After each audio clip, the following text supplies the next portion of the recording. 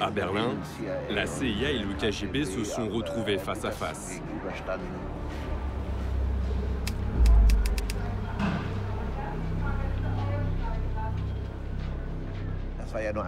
La guerre des services secrets, c'était une dimension d'un conflit bien plus large. Un affrontement presque chaud, juste sous la surface de la guerre froide.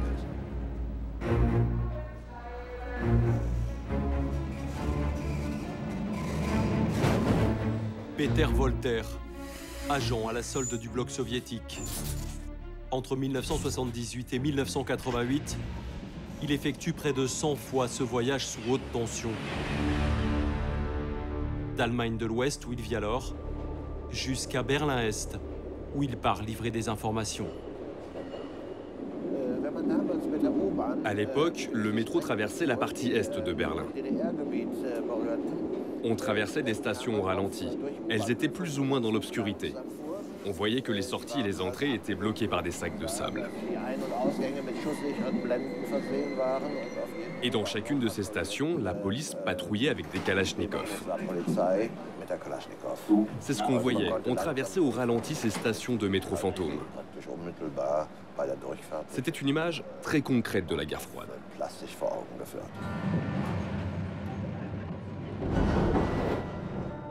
Pendant près de 50 ans, au service du KGB ou de la CIA, des milliers d'agents comme Peter Volter seront les rouages de la plus formidable guerre des renseignements de l'histoire.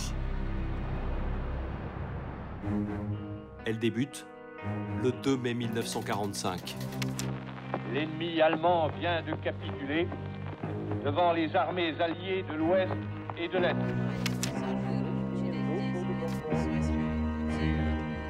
The German war is therefore at an end.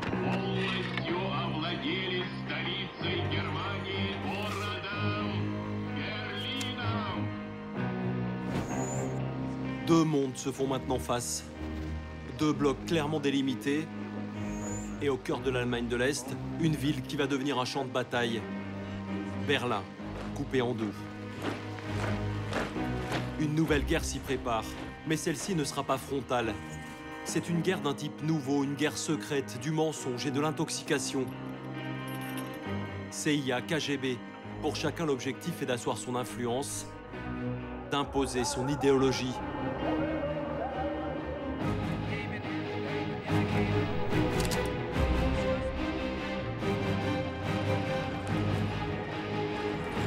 Dans les ruines de Berlin, la guerre sera totale.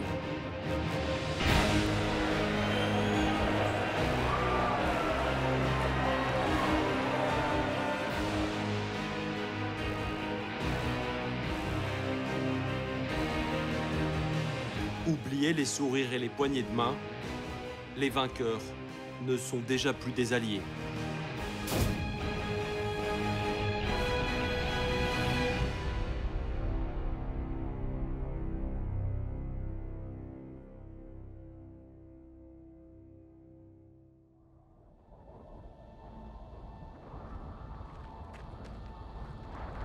La paix est signée. Américains et soviétiques, les deux grands vainqueurs n'ont plus la force de s'affronter sur le terrain. Alors chacun place ses pions, on s'observe. C'est ainsi que débute la guerre du renseignement. Nous nous trouvons ici sur l'un des lieux clés de la guerre froide, l'aéroport de Tempelhof.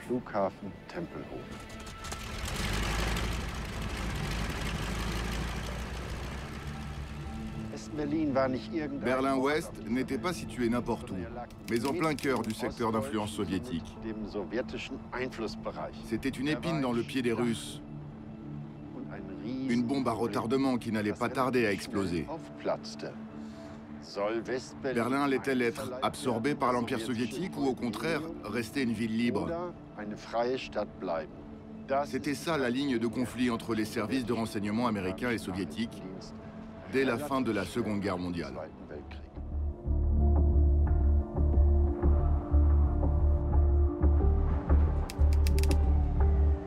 Aux États-Unis, on prend conscience que le temps va virer à l'orage. Les Soviétiques ont un coup d'avance. Ils ont créé leur service de renseignement dès 1917. L'Amérique a 30 ans de retard. un homme est dépêché à Berlin pour monter la première cellule de la CIA sur place. Peter Sichel pose le pied sur le tarmac de l'aéroport de Tempelhof le 1er octobre 1945. Nous sommes arrivés avec très peu d'instructions sur notre mission. À ce moment-là, on venait de gagner la guerre, on voulait profiter de la vie. On buvait trop, on vivait trop fort à 200 à l'heure. Et puis, lentement, on a réalisé qu'il allait falloir se réveiller.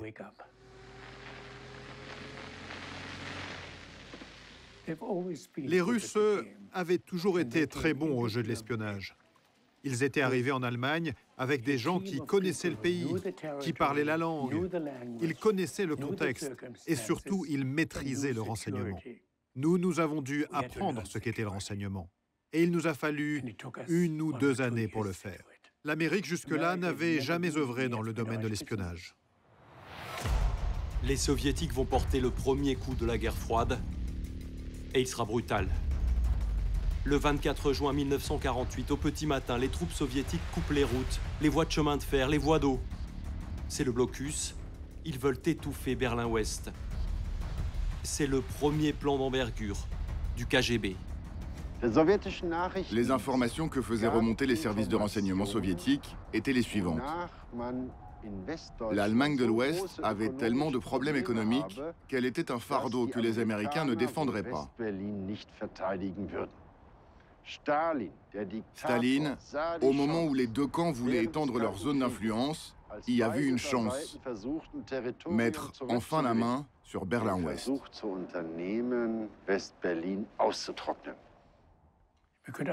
À partir de là, nous aurions pu envoyer nos chars et forcer le passage. Mais ça aurait déclenché la Troisième Guerre mondiale. Nous pouvions aussi accepter notre défaite et abandonner Berlin, ce qu'une partie du gouvernement américain était d'ailleurs décidée à faire. Enfin, nous pouvions continuer à approvisionner Berlin par les airs. Mon travail pendant ces 9, 10, 12 mois a été de savoir ce que les Russes avaient précisément en tête. À ce moment, nous sommes devenus suffisamment professionnels pour garantir qu'ils n'étaient pas prêts à aller jusqu'à la guerre. On était sûr de ça, et c'est ce qu'on a dit à notre gouvernement. Les agents de Peter Sichel connaissent précisément l'état de l'armée rouge et le gouvernement américain se range à leur avis. Ils déclenchent alors le plus grand pont aérien de l'histoire. Pendant près d'1 année, le ballet des avions ne s'interrompt jamais. 280 000 vols permettent d'acheminer plus de 2 millions de tonnes de fret aux 2 millions de Berlinois. La ville ne sera jamais abandonnée aux Russes. La CIA remporte sa première victoire.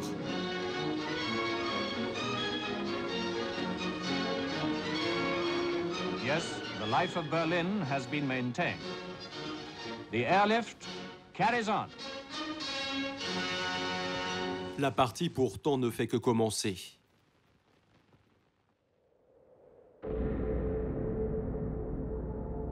Depuis Moscou, au début des années 50, Staline mène un combat idéologique mondial. En Corée, au Vietnam, en Chine, les communistes s'installent. Le KGB est toujours là, en sous-main. Berlin, c'est la limite occidentale de l'Empire. De nouveaux agents sont chargés de consolider cette position.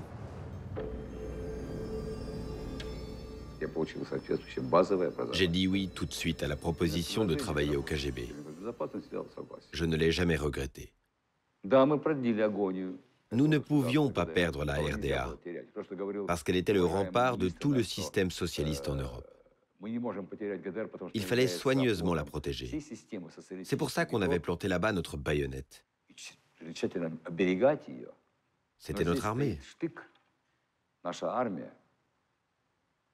Tant qu'elle était basée là-bas, rien ne pouvait nous arriver. Georgi Zakharovitch Sannikov, pur produit du KGB. Sa carrière, il la finira avec le grade de colonel. Il a 29 ans lorsqu'il débarque à Berlin. Le siège du KGB à l'époque fait peur à tout le monde. Karlshorst, au sud de Berlin.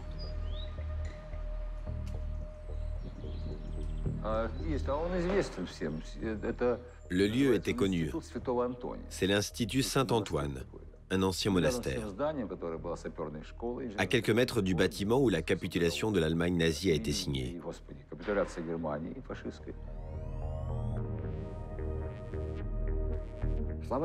La guerre du renseignement faisait rage et malheur à celui qui perdrait.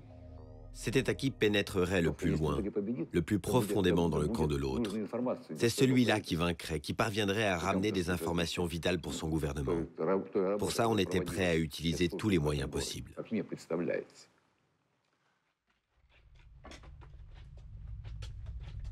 À Karlshorst, personne ne se doute à ce moment-là de ce qui se prépare.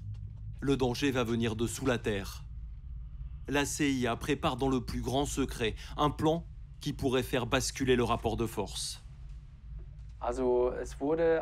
Il est apparu très clairement aux Américains, Britanniques et Français à quel point ils en savaient peu sur le bloc de l'Est. Les Soviétiques avaient beaucoup plus d'informations. C'était facile de se les procurer. Il existait des annuaires téléphoniques avec le détail de toutes les unités américaines, les noms des responsables et leurs numéros de téléphone. Tout cela n'existait pas du côté russe.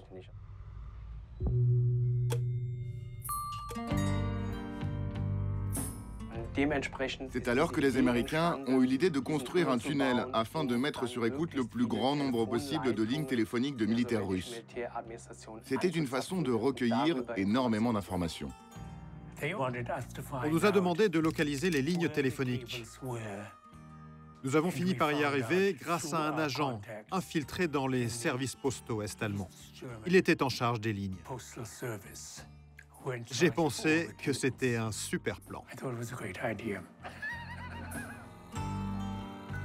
Le tunnel est creusé. 450 mètres sous le rideau de fer, jusqu'aux lignes téléphoniques soviétiques. À partir de là, la CIA va occuper 600 agents chargés d'écouter un demi-million d'appels téléphoniques. Pendant 11 mois, elle s'imagine qu'elle a pris un avantage décisif. Mais elle a beau éplucher les conversations soviétiques, rien d'intéressant.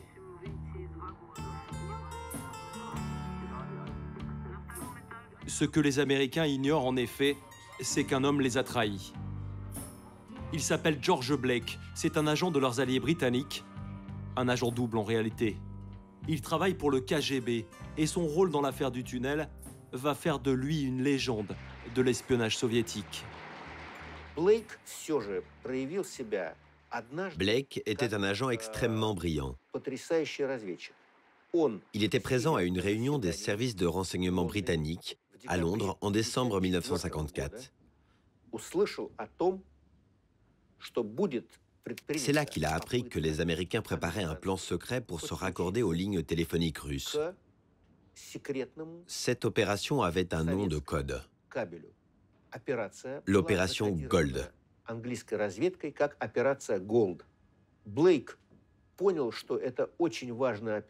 Blake a immédiatement compris l'importance de ce plan. Et un mois plus tard, tous les renseignements et la documentation technique de l'opération Gold se trouvaient sur un bureau à Moscou.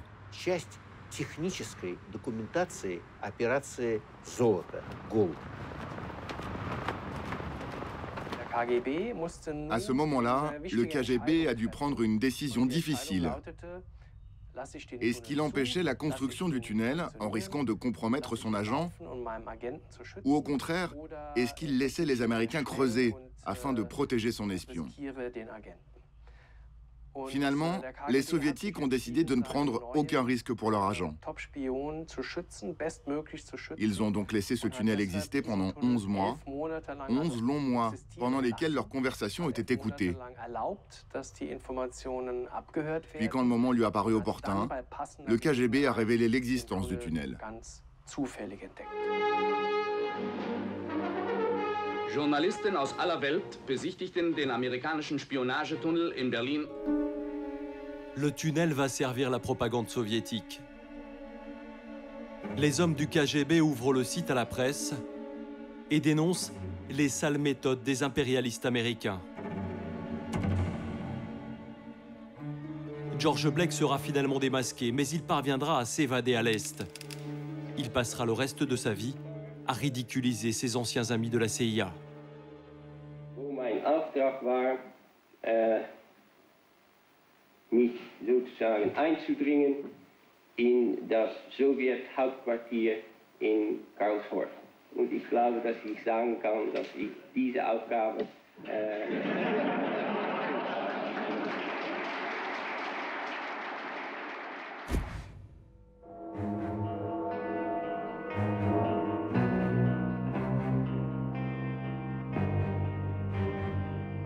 En 1961, l'Allemagne de l'Est se barricade.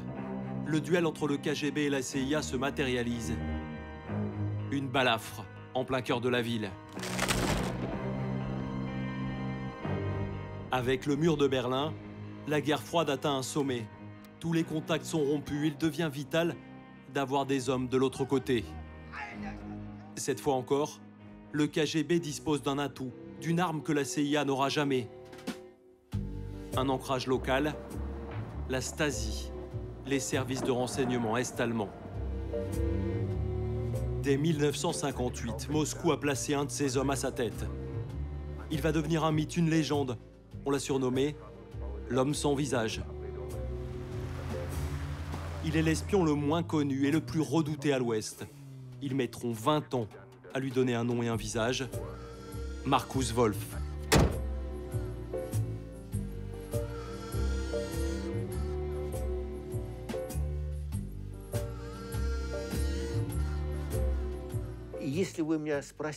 Est-ce que la nomination de Wolf a été un succès des services secrets soviétiques? Il n'y a pas d'hésitation à avoir. Oui, cela a même été le plus grand succès des services secrets soviétiques. Il est devenu une légende grâce au nombre d'agents qu'il a embauchés. Je lui ai demandé un jour, « Combien avez-vous d'agents » Il m'a répondu, je me souviens parfaitement de cette phrase, « Mes agents ont été partout ».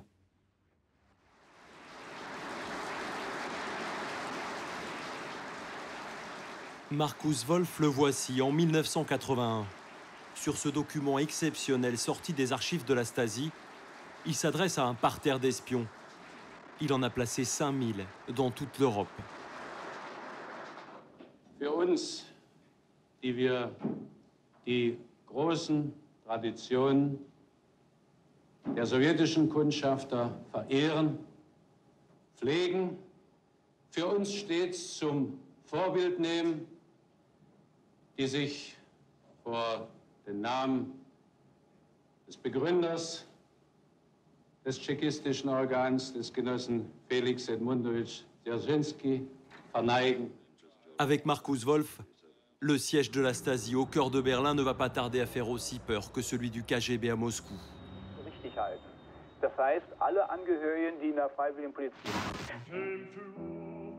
Depuis ce bureau, pendant 30 ans, le patron des renseignements va diriger une armée de collaborateurs. 90 000 employés et 180 000 informateurs. 3% de la population est-allemande.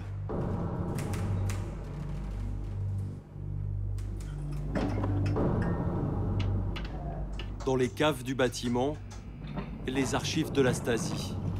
Des milliers de mètres linéaires de dossiers. À l'intérieur, des noms, des lieux, des visages, des vies scrutées et espionnées.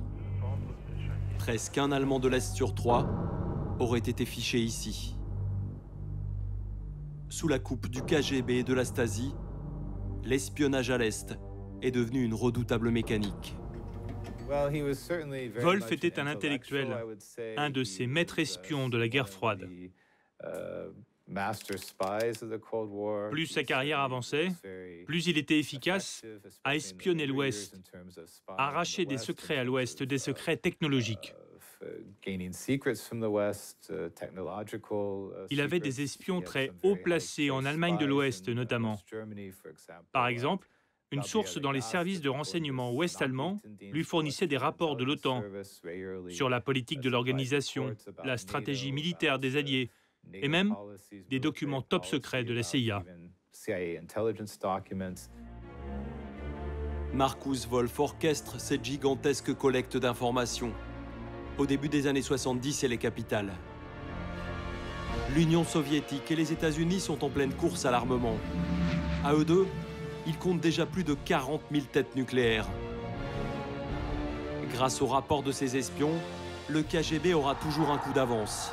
Il connaîtra en permanence le positionnement des missiles américains, l'état des troupes de l'OTAN, la menace réelle que fait peser l'Amérique sur l'URSS.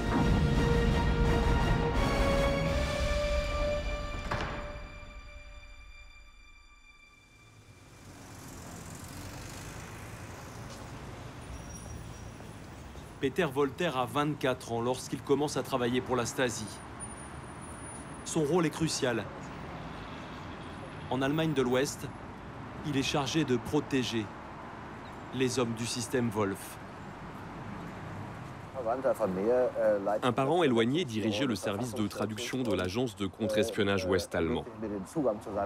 Cela me donnait accès à ses bureaux, situés en dehors du périmètre placé sous haute surveillance. Mes visites n'étaient donc pas enregistrées. Ce parent m'ouvrait et je pouvais voir tous ces documents en évidence sur son bureau. Je pouvais les parcourir et j'y ai lu des noms très intéressants qu'il me paraissait important de transmettre.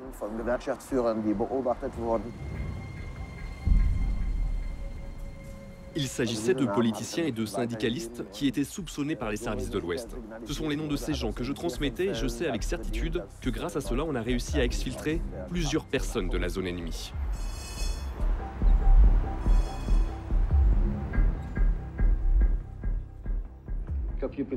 Nous étions plus forts parce que nous avions l'idéologie avec nous, ce qui n'était pas le cas de nos adversaires. Elle dictait les agissements de tous les agents de nos services secrets. Et je vous assure que, contrairement aux autres, ce sont nos idéaux qui nous poussaient aux efforts.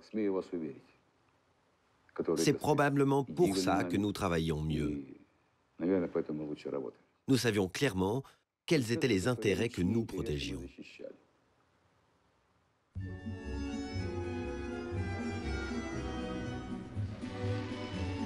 La bataille entre la CIA et le KGB est idéologique. Et à cette époque, les idéaux communistes trouvent un écho dans la jeunesse de l'Ouest.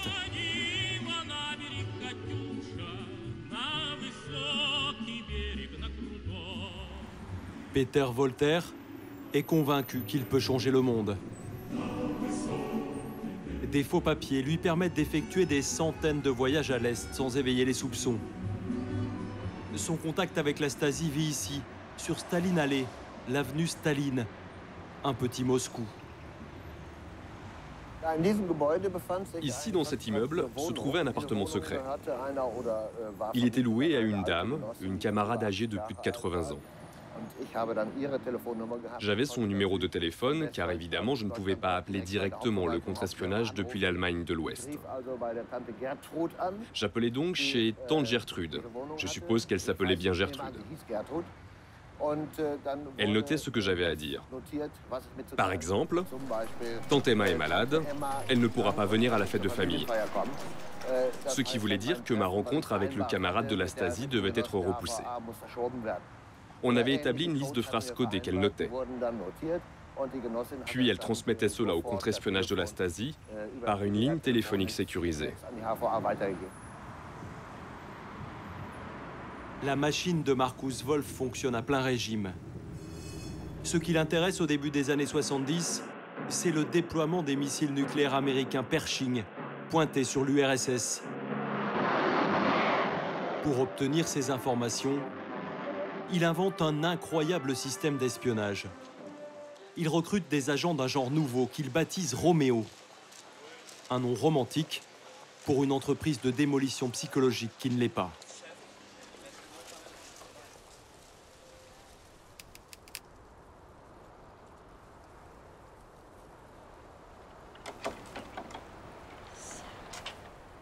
Gabrielle Klim a fui l'Allemagne. Ce qu'elle n'arrive pas à fuir, ce sont les souvenirs. Le 7 juillet 1977, elle est assise à la terrasse d'un café à Bonn lorsqu'un homme l'aborde. C'était vraiment, comment vous dire, c'était l'homme de mes rêves. Je m'étais toujours imaginé l'homme parfait, et tout à coup, il se trouvait là devant moi. Je ne croyais même pas que ça existait, un homme comme ça. Mon premier instinct a été de m'enfuir. Mais je suis restée.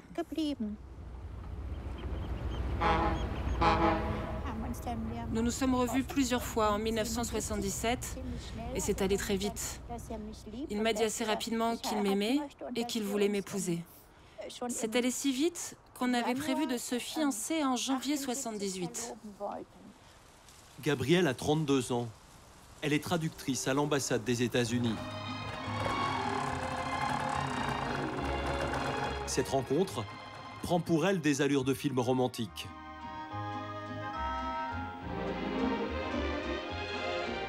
L'amour de son Roméo, pourtant, n'est pas celui qu'elle a imaginé. Cet amour se monnaie. Et le prix à payer, c'est les documents confidentiels qui passent entre les doigts délicats de Gabrielle. Je lui apportais des documents, mais il était très habile. Je ne faisais même pas attention aux documents que je rapportais. Et il n'avait de cesse de me dire que tout ça n'avait aucune importance. Et puis le Roméo se fait plus pressant. Il s'envole, puis réapparaît, le mariage est oublié. La romance fait place au chantage. Gabrielle prend toujours plus de risques pour tenter de sauver cet amour. Les documents dont on n'avait plus besoin à l'ambassade, on les mettait dans des sacs. Des sacs qui ensuite étaient brûlés. Je prenais les documents dans ces sacs. J'essayais surtout de prendre ce qui me semblait utile. Puis je les glissais dans mon sac à main et ensuite je sortais. L'ambassade ne me contrôlait jamais.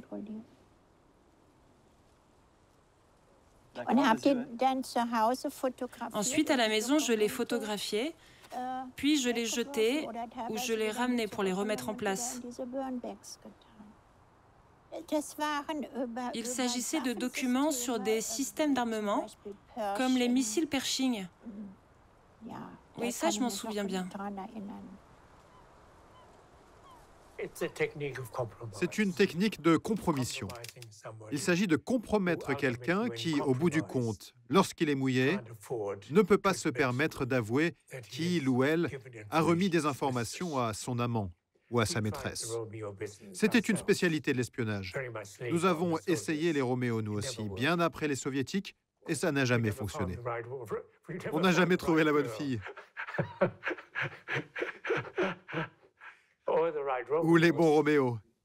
Les Soviétiques ont bien mieux réussi.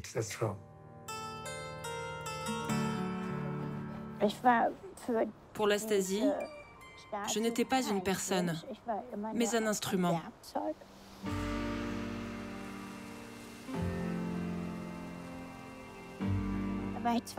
J'avais 32 ans. J'étais jolie, intelligente. J'avais la vie devant moi. Et là, cette force extérieure est arrivée, totalement consciente de ses actions, et elle a décidé de mettre fin à la vie de cette femme.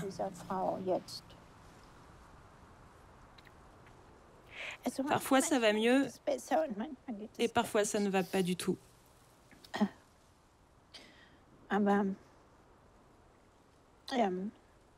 Les Roméo auront fait plus de 80 victimes. Des jeunes femmes qui ont fourni au KGB des informations venues de tous les ministères, de toutes les ambassades. Il n'y a pas de morale? Non, il n'y a pas de morale. Ce n'est pas un jeu moral. Loin de là.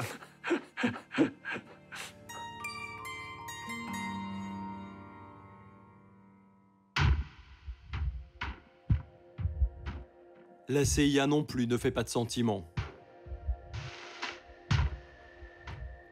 Au milieu des années 70, le système communiste est de plus en plus critiqué. L'État policier a ses ennemis de l'intérieur. Ce sont ces hommes que les Américains recrutent. Infiltrés derrière les lignes adverses, ils se fondent dans le décor. Ils restent invisibles. Eberhard Fetkenheuer, 71 ans aujourd'hui. À Berlin-Est, il a travaillé 4 ans pour la CIA.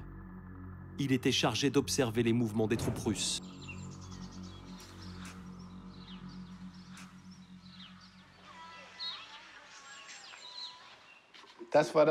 Ça, c'était la première. Comment dire? Ma première formation d'espion.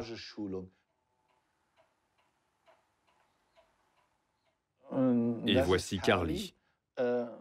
En fait, c'était lui mon agent de liaison. Carly, qui est mort depuis quelques années, je l'ai rencontré dans un train qui allait vers Prague, totalement par hasard. 7 ans plus tard, en 1975, c'est lui qui m'a recruté et fait travailler pour les services secrets américains. Je ne me sentais pas dans ma patrie en Allemagne de l'Est. Je rêvais de vivre ailleurs, à savoir à l'Ouest. J'avais en plus une image très romantique de l'Amérique. Pour moi, ils étaient les héros de la liberté.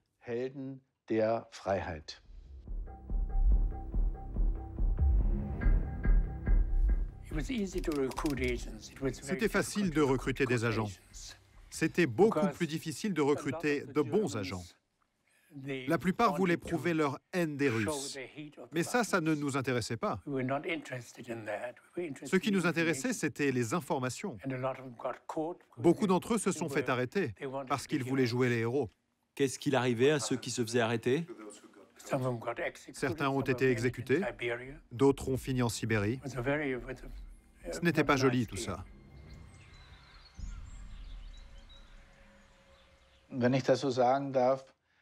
J'ai commencé à penser à ce travail sans arrêt.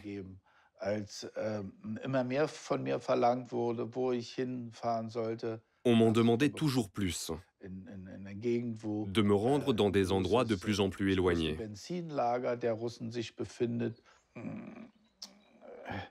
Par exemple, un jour, il voulait que j'aille observer le plus grand dépôt d'essence de l'armée soviétique. Au bout d'un moment, c'était devenu trop pour moi. Et puis, il y avait ma femme qui était impliquée. Elle m'aidait à déchiffrer les messages codés à la radio. Elle me suppliait d'arrêter avec ces conneries. Bien sûr, j'avais de plus en plus peur. Aujourd'hui, je n'arrive pas à comprendre comment je faisais pour dormir la nuit. Comment j'arrivais à travailler normalement, à être performant dans mon travail d'ingénieur. Alors que je vivais en permanence avec une épée de Damoclès au-dessus de la tête.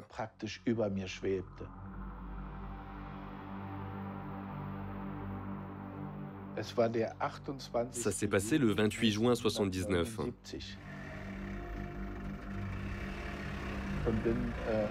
Je descendais une rue en voiture lorsqu'une Volga de couleur brune a surgi subitement derrière moi. Elle m'a doublé puis s'est mise en travers de ma route.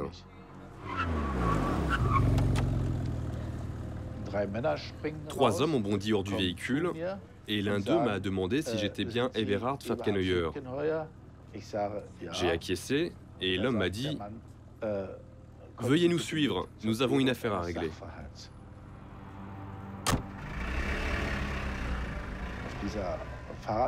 Durant le trajet, je me suis dit « Regarde bien ces arbres, est-ce que tu ne les reverras peut-être pas de sitôt ?» Et c'est ce qui s'est passé.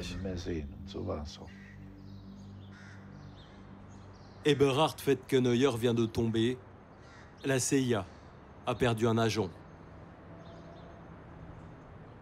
Il sera transféré dans le plus sinistre établissement pénitentiaire de Berlin, Hohenschönhausen, la prison de la Stasi.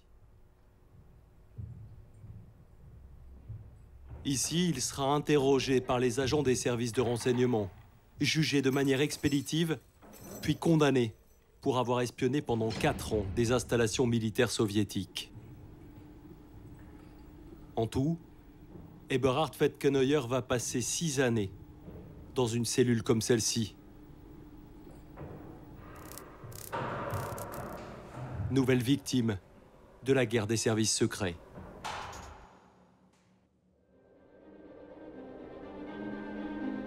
CIA et KGB se rendent coup pour coup. Dans chaque camp, on tente de débusquer les traîtres. En 1974, les services de l'Ouest vont faire tomber une tête, celle d'un homme qui va faire trembler l'Allemagne de l'Ouest jusqu'au plus haut sommet de l'État. L'homme qui murmurait à l'oreille du chancelier, un des plus proches conseillers de Willy Brandt, était en réalité un agent de la Stasi. Il est à l'origine du plus grand scandale d'espionnage de l'après-guerre.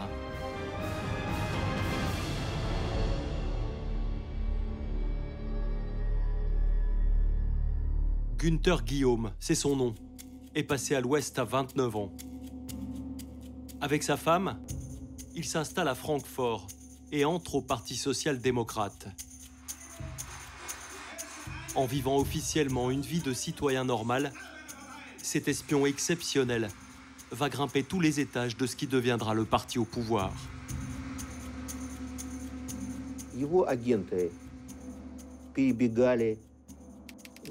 Les agents de la Stasi étaient envoyés en Allemagne de l'Ouest. Là-bas, ils tombaient parfois dans la misère. Ils n'avaient rien, ni argent, ni aide. Ils coupaient le contact. Les services de renseignement soviétiques ne les soutenaient plus du tout. Ils devaient eux-mêmes faire leur chemin, leur carrière, jusqu'à atteindre le succès. Plusieurs réussirent, et parmi eux, il y a eu l'agent Guillaume. Günther Guillaume a mis 20 ans pour arriver jusqu'à la chancellerie. 20 années passées à livrer des documents sur l'orientation de la politique ouest-allemande. Lorsqu'il est démasqué le 24 avril 1974, le chancelier Willy Brandt est contraint à la démission. Günther Guillaume, lui, est arrêté.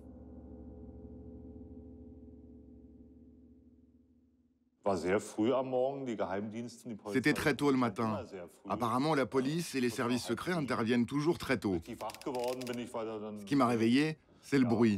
Un vacarme dans tout l'appartement, des voix.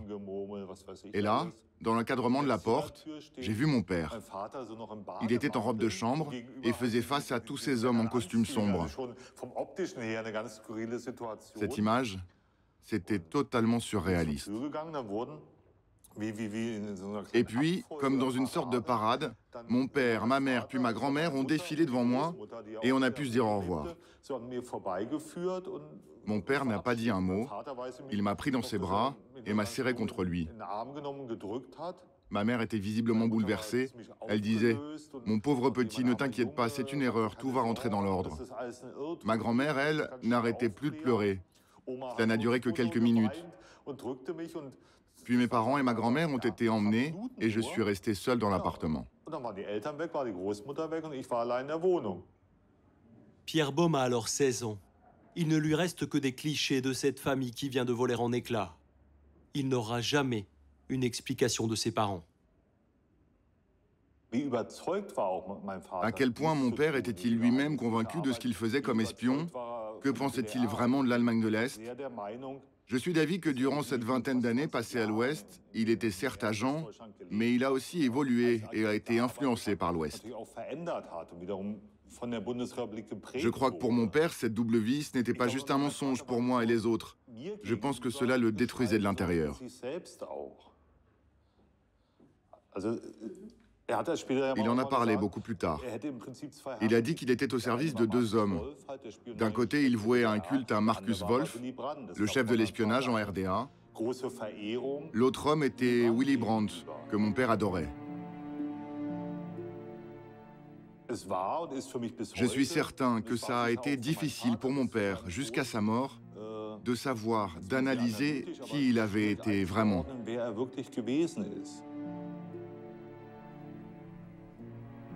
Cet homme aux deux visages sera jugé et condamné à 13 années de prison. En 1981, Günther Guillaume est libéré et rentre en héros à Berlin-Est. Il y sera accueilli par celui qui a fait de lui le plus célèbre espion de l'histoire de la guerre froide, Markus Wolf. Günther, willkommen daheim. Danke dir für alles. Wir danken dir, Günther. Erstmal herzlich willkommen. Alles Gute zu Hause. Gut, dass die lange Zeit nun endlich zu Ende ist. Da begann ein Prozess. Pour moi, un processus est enclenché, qui a duré longtemps, qui dure peut-être encore aujourd'hui, bien après la mort de mes parents. Ce processus n'aura peut-être pas de fin d'ailleurs, car je vis dans une quête permanente de l'identité de mes parents. Savoir qui était ma mère, qui était vraiment mon père. Au début des années 80, l'affaire Guillaume n'a pas arrangé les relations entre la CIA et le KGB. La guerre froide connaît une nouvelle période de grande tension.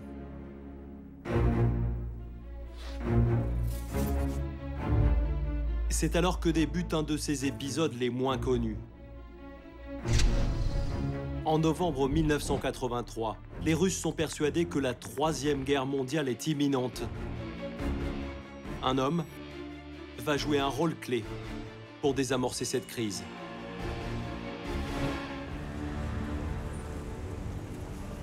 Klaus Eichner, 76 ans aujourd'hui, il était colonel de la Stasi. Son travail était de traiter les informations des agents sur le terrain. En 1983, l'OTAN a démarré de grandes manœuvres militaires. La tension était telle à ce moment-là que les Soviétiques craignaient vraiment que des missiles nucléaires soient tirés d'un moment à l'autre. En Allemagne de l'Est, les pilotes étaient dans leurs machines, armés de missiles nucléaires. Les turbines tournaient déjà, pour ainsi dire. Heureusement, et là j'avoue en être assez fier, nous avions une source au sein du quartier général de l'OTAN. On vivait dans une paranoïa complète. Les dirigeants militaires soviétiques surtout. Ce sont eux qui craignaient la guerre et nous avons tenté de faire redescendre sur Terre ces têtes brûlées en leur soumettant les faits. À Moscou, les autorités se laissent convaincre in extremis que l'OTAN ne prépare pas une attaque contre l'URSS. Le spectre du conflit nucléaire s'éloigne. Là, notre agent, qu'on appelait Topaz, a joué un rôle décisif. Et personne à cette époque n'a su que nous étions sur le point d'entrer en guerre.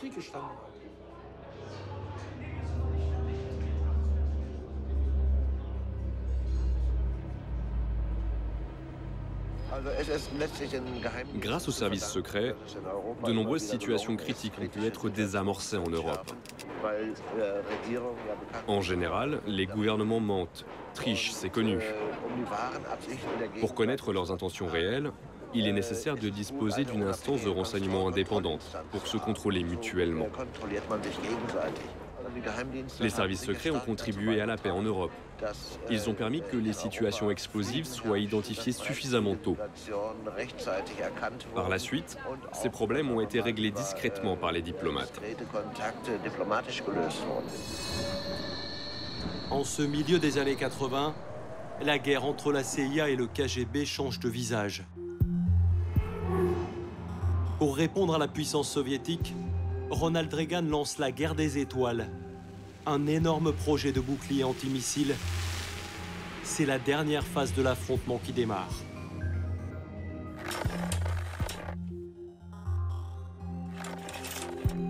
À Moscou, ces photographies qui s'accumulent sur le bureau des services de renseignement inquiètent en plus haut lieu. Les Américains sont en train de porter un coup qui pourrait être fatal à l'URSS.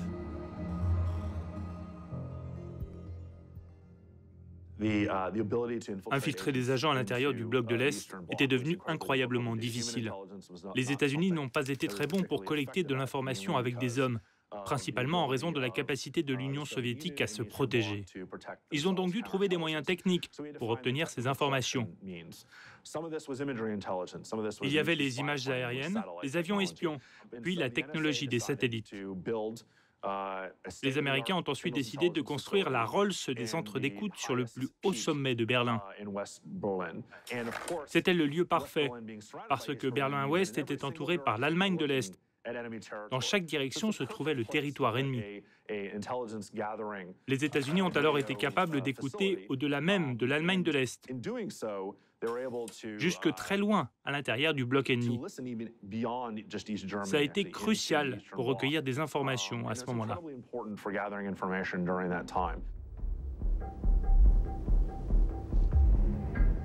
Le Teufelsberg, la montagne du diable, comme une marque bien visible de l'avantage que la CIA est en train de prendre sur le KGB. L'économie de l'URSS est moribonde. Moscou est incapable de financer plus longtemps cette guerre froide, de suivre les États-Unis. Au Teufelsberg, des centaines d'agents américains font alors tourner ce monstre de technologie. 30 ans plus tard, il reste la carcasse vide de la bête.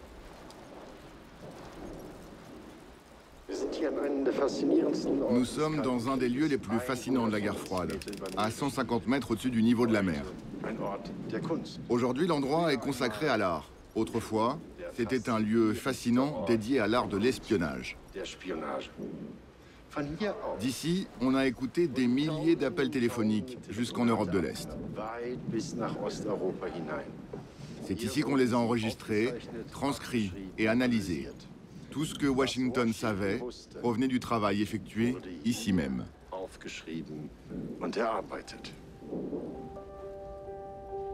De là-haut, les agents de la CIA regardent le bloc soviétique s'essouffler. Son empire s'effrite. C'est la détente qui s'amorce. Le KGB et la CIA ont établi le contact. Der Austausch ist vollzogen. Zum ersten Mal konnten Kameraleute eine solche Szene festhalten. 1985, le 11 juin. Il est midi pile sur le pont de Glienicke au sud de Berlin. C'est ici que va avoir lieu le plus important échange d'espions de l'histoire. Du côté est, un petit bus vient d'arriver. Il y a eu ce trajet avec le bus depuis la prison. La pression à ce moment-là était tellement forte que je me disais tout le temps « Qu'est-ce qui se passe? Qu'est-ce qu'ils vont me faire ?»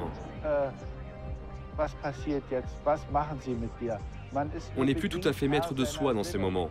Ça atteint les limites de ce qu'une personne peut psychologiquement supporter. Sur le pont de Glienicke, un balai de véhicules blindés.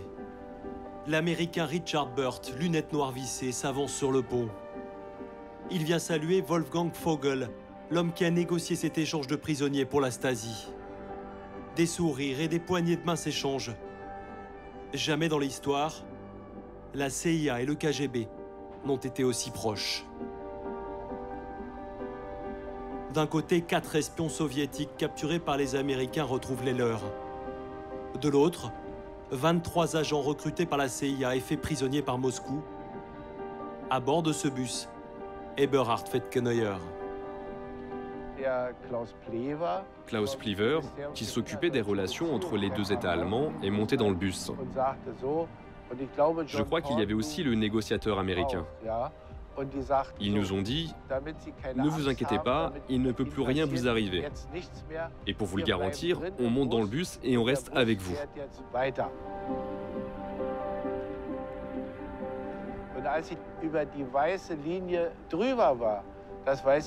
Quand j'ai franchi cette ligne qui marque la frontière, je m'en rappelle comme si c'était hier.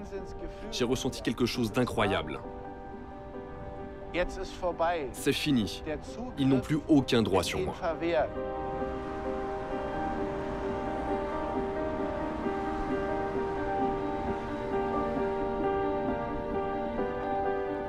Chaque camp a repris ses hommes.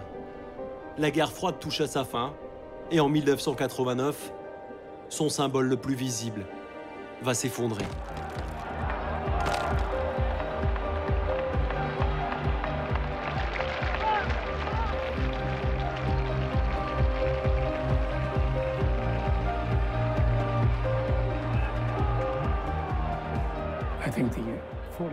Je pense que la chute du mur a été une victoire de l'Ouest. Une très grande victoire. Cela a prouvé que le système qu'ils avaient bâti n'était pas viable, qu'il ne pouvait pas durer, qu'on ne peut pas couper une société du reste du monde.